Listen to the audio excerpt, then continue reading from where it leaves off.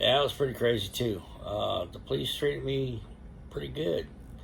Once they understood I was gonna cooperate and there was no craziness gonna happen, they pretty much left me alone.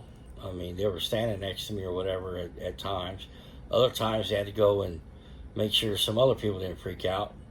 But the cop left me for a minute or two, or a second or two.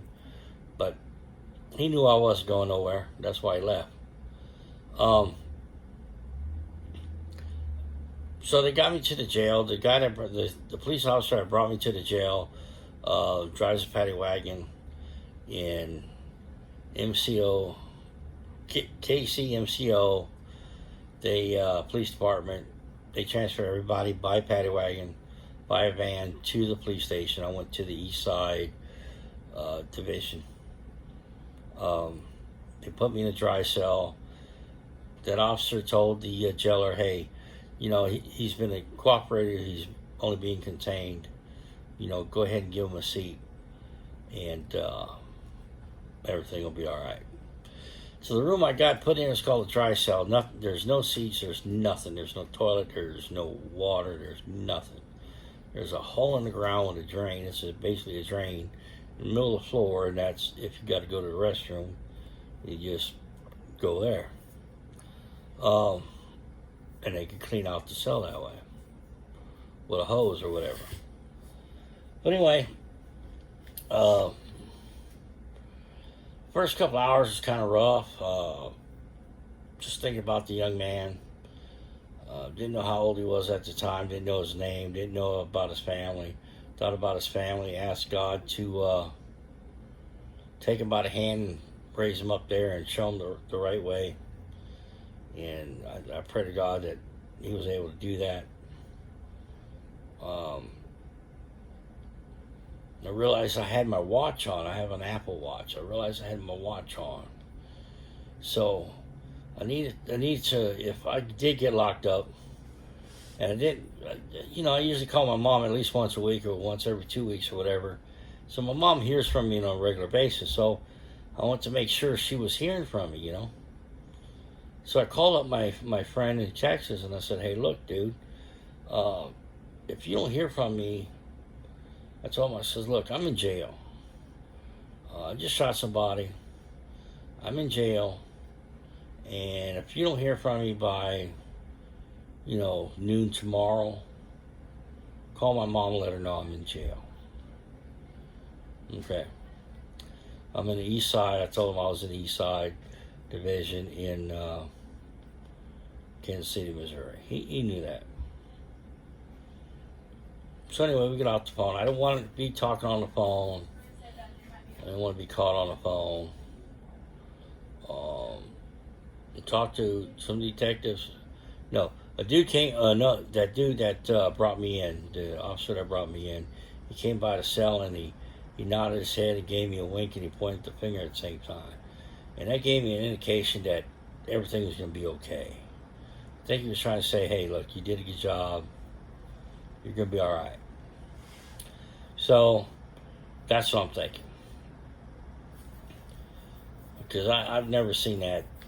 I've never seen cops treat you that good. I mean, I've had cops treat me good because, even though they're arresting me, but because I'm not fighting with them. But I've never had a cop come by and wink at me and do all that kind of shit. So, I mean, to me, that was like, yeah, all right, man, you did good. But anyway, making a long story short, that's what he did. Two female detectives came in about an hour after he came by and asked me for a signature to pretty much tow my car and go through my car. And I gave him a signature. Got nothing to hide. I wanted to get the videotape out of the car anyway. So anyway, they did that. About 3 hours later,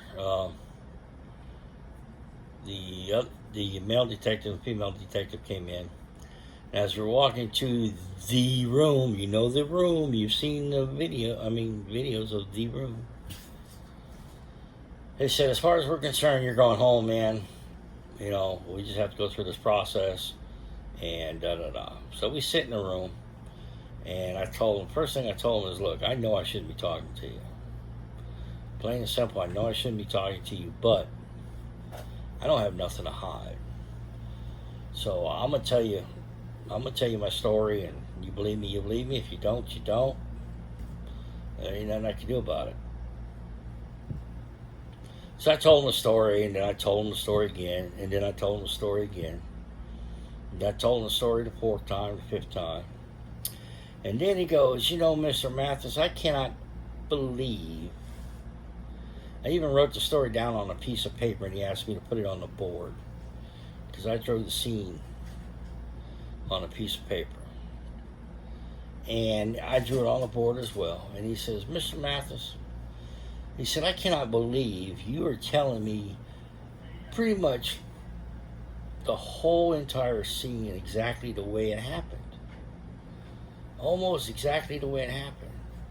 I have officers here that cannot do that. 90% of our officers cannot do that. And I said, well, I don't know. I mean, the only thing I could think of is I was a truck driver. I observe situations all the time. I observe a lot of stuff all the time. I just able to, keep it in my brain, store it, But anyway, after they did all their bullshit and got stuff, they asked me, can we get your DNA? I said, yes, no problem. I don't care. I don't do any crimes. My DNA ain't going to come up with any crime, other than they're trying to fish this one out, I guess. But I can find my DNA anywhere else.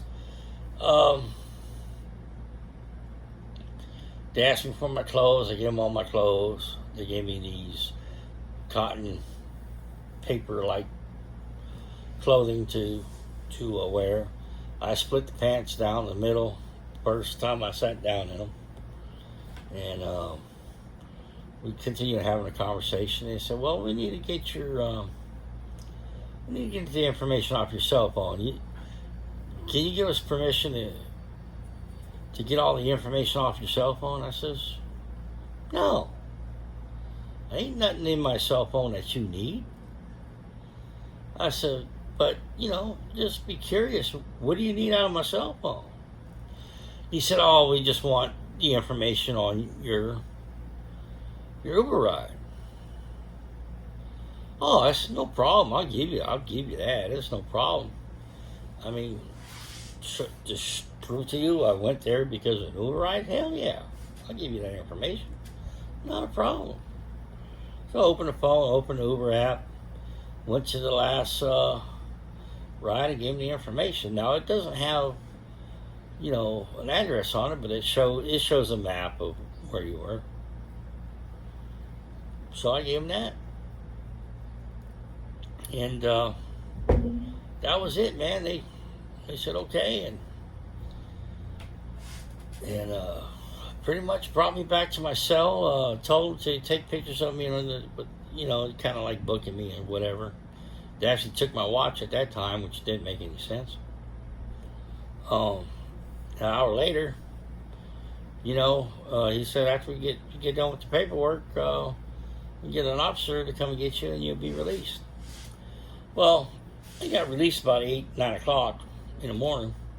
My friend Joe, that had called at midnight, was on the phone already trying to contact me. He called the jail itself, which blew my mind. And the jailer came over and said, "Hey, look, your friend Joe just called and said, checking up on you and everything. And I told him you're going to be released, so when you get out, make sure you call your friend Joe." I said, "Okay, man, I appreciate your help. I appreciate you." See what I mean? Why they're kind of taking care of me or kind of treating me pretty good. But anyway, so that's that story. But the bottom line is this: is there's no reason for me to go through this.